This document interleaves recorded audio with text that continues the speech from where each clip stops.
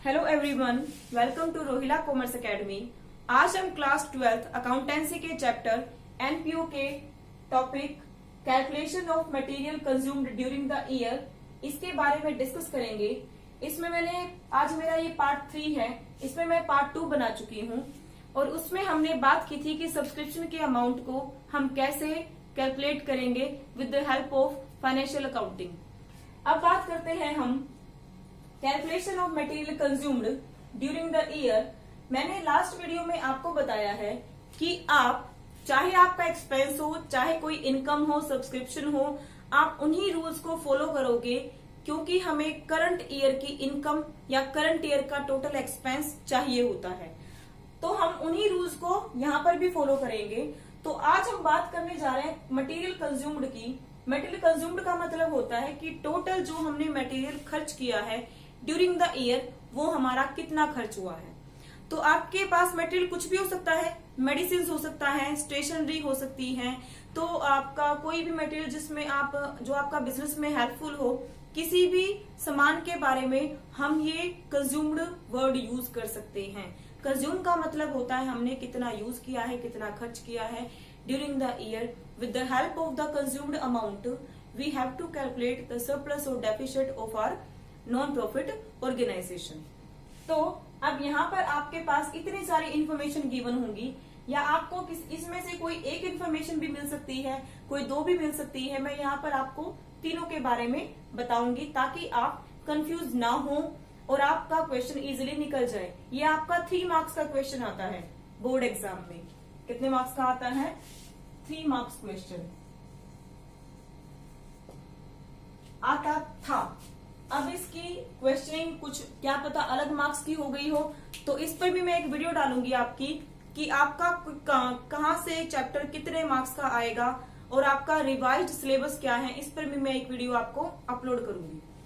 तो यहाँ पर बात करते हैं मटेरियल कंज्यूम्ड की। आपके पास 2 इंफॉर्मेशन गिवन होती हैं, इनमें से तो कुछ भी हो जाएगी।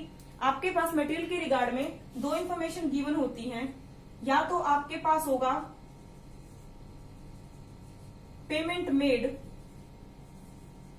For the year. It means हमने मेडिसिन के नाम का या कोई भी मटेरियल था उसके नाम का कितना अमाउंट पे किया है, कितना पे कर दिया, पेमेंट कर दी, पैसा गया।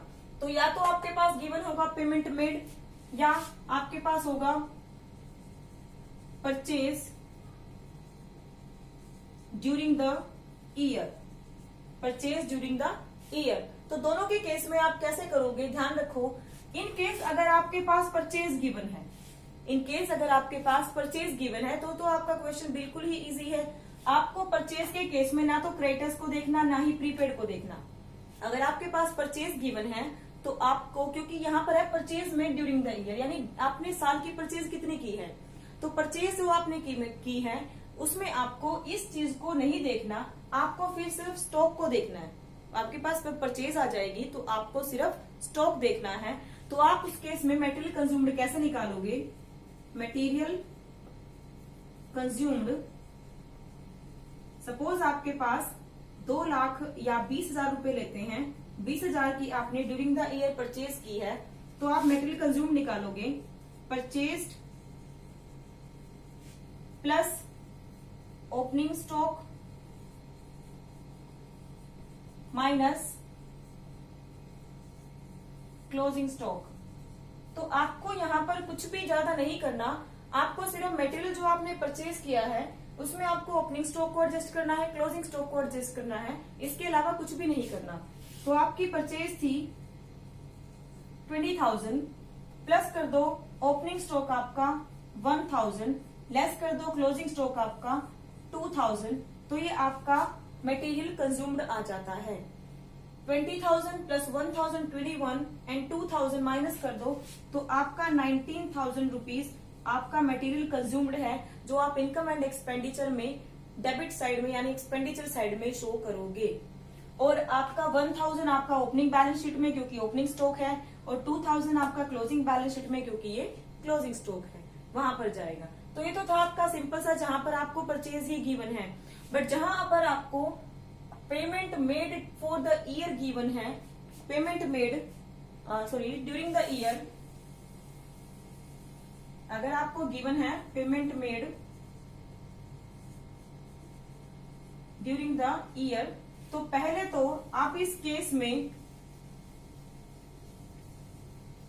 अगर आपके पास पेमेंट मेड गिवन है तो आप कैसे निकालोगे?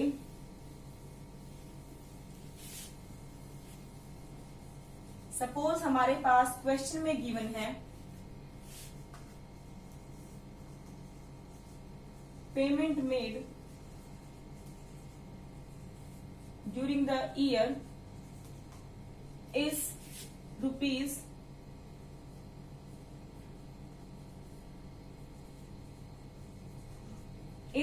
50,000। ड्यूरिंग द ईयर हमने पेमेंट कितनी की? 50,000 रुपीज पेमेंट की है। तो इस केस में जहां पर आपके पास पेमेंट गिवन हो तो आप पहले इन दोनों को एडजस्ट करोगे। पहले हम इन दोनों को एडजस्ट करेंगे। इन दोनों को एडजस्ट करने के बाद फिर मेरे पास आएगा purchase made during the year, जो हमारे पास सेकंड केस में गिवन था। तो हमें पहले उसको फाइंड आउट करना पड़ेगा। तो हमें इन चीजों को एडजस्ट करना पड़ेगा और इन चीजों पर आप वही रूल अप्लाई करोगे जो हमने सब्सक्रिप्शन के केस में अप्लाई किया था।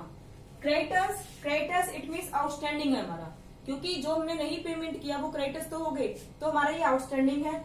आपका मार्च 31 2003 है और 2004 है। आप क्लोजिंग का ध्यान में रखो, क्लोजिंग के आउटस्टैंडिंग को हम प्लस करते हैं तो बिगिनिंग के आउटस्टैंडिंग को हम क्या कर देंगे? माइनस कर देंगे। आपका एडवांस है, प्रीपेड है, क्लोजिंग के एडवांस प्रीपेड को हम माइनस करते हैं तो ओपनिंग का हम क्या कर देंगे? प्लस कर देंगे। सिंपल, आपको अपने तरफ से और कुछ एक्स्ट्रा करना ही नहीं है।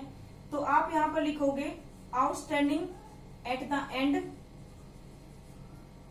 2004 का आपका कितना है? 4000। या आपके पास क्रेडिटर्स गिवन है तो आप यहाँ पर क्रेडिटर्स ही लिखो, मैं यहाँ पर CRS लिख रही हूँ। लेस क्रेडिटर्स एट बिगिनिंग आपके जो आपके 2003 के हैं 2000। प्रीपेड एडवांस आपका प्रीपेड एट द एंड आपका जो है आपका 5000 माइनस कर दोगे और आपका प्रीपेड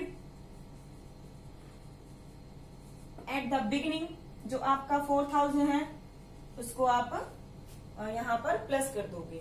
तो ये जो आपकी इंफॉर्मेशन को एडजस्ट करेंगे ये आपके पास आ जाएगा परचेजेस, और परचेजेस आने के बाद तो फिर वही कर दोगे आप, ओपनिंग स्टॉक को ऐड और क्लोजिंग स्टॉक को माइनस। तो ये था आपका क्वेश्चन। देखते हैं कितना आता है। प्लस की आइटम 4 आपकी, प्लस की आइटम आपकी 4 और 4 8, 58,000 माइनस कर दो। ये दोनों माइनस किए 7,000, तो 58 में से 7,000 माइनस करोगे आपका 51,000 ये आती है आपकी परचेजेस। और सेकंड केस में हमें ये गिवन ही थी तो हमने वहां पर सिर्फ ओपनिंग और क्लोजिंग स्टॉक को एडजस्ट किया था। अब यहाँ पर परचेजेस गिवन है तो अब यहाँ पर आप ओपनिंग स्टॉक को ऐड कर दो, क्लोजिंग स्टॉक को माइनस कर दो, क्योंकि जो पहले का पड़ा हुआ होगा उसको तो हमने पहले यूज किया होगा, प्लस जो एंड में इट मीन्स वो हमने यूज ही नहीं किया 2000। तो आपके पास 1000 plus 52 and this one is, तो आपके पास फिर कितना आता है 50,000। ये आपका मटेरियल कंज्यूम्ड। आप इसको किसी भी केस में यूज कर सकते हो, चाहे आपका मेडिसिन का है, चाहे आपका स्टेशनरी का है, या कोई और मटेरियल हमने कंज्यूम किया है तो आपका सेम मेथड रहेगा। तो आपने देखा कि सब्सक्रिप्शन का और आपका एक्सपेंस का दोनों का हमारा टॉपिक सेम चलता है, तो आपको कंफ्यूजन होने की कोई नीड नहीं है। आप सिर्फ फाइनेंशियल अकाउंटिंग के लास्ट टॉपिक को ध्यान में रखो और आप उसका बिगिनिंग में रिवर्स करो। तो आई होप आपको ये वीडियो क्लियर हो गई होगी, समझ आया होगा। नेक्स्ट हम पार्ट 4 लेकर आएंगे एनपीओ के कुछ और टॉपिक्स को लेकर। तो मेरी वीडियो को लाइक करें, शेयर करें एंड मेरे चैनल को सब्सक्राइब करें। Thanks for watching.